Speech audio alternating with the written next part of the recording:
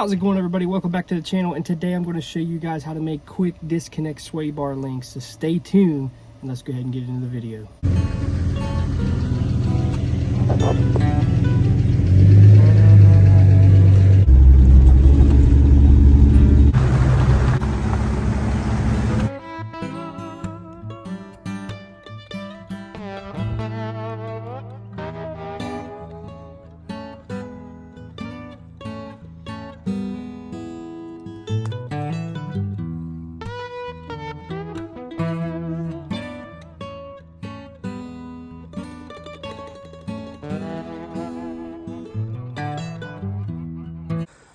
So what I recommend doing is ordering a set of rear JK rear sway bar links. For one, they're super beefy, and two, they're like 30 bucks.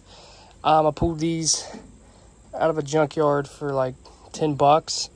They're already long. My vehicle was only lacking, a couple inches where I needed to get the sway bar straight. So I found a piece of pipe. Probably buy this at the store. I'll get the measurement off of it here in a minute. But I drilled a hole through it so your pin will go through. So what I did, I cut it a little bit longer on the second one that I made so I could actually weld this to it and have a little bit of beef.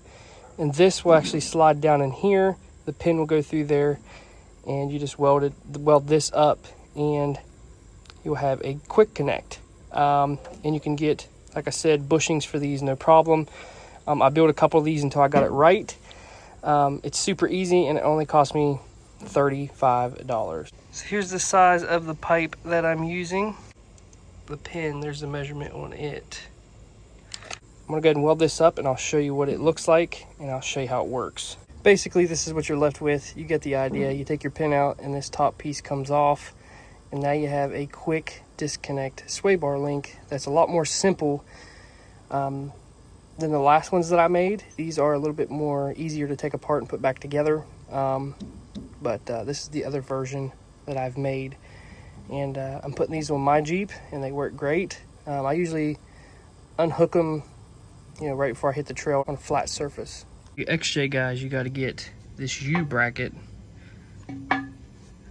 for your sway bar, or you can make this yourself. On a JK and the newer Wranglers, you don't have to, but in order to run this up in here, you have to either make this piece.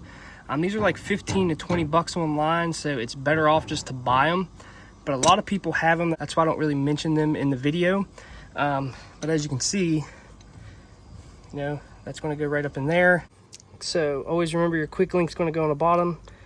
This is going to go on top, the solid bar. So when you disconnect it, you can zip tie it up or whatever you got to do. But basically, this is what you're left with, and it turned out super awesome. I'm happy with it. Like I said, it only cost 35 bucks for two of them. I built two of these, and you can't beat it.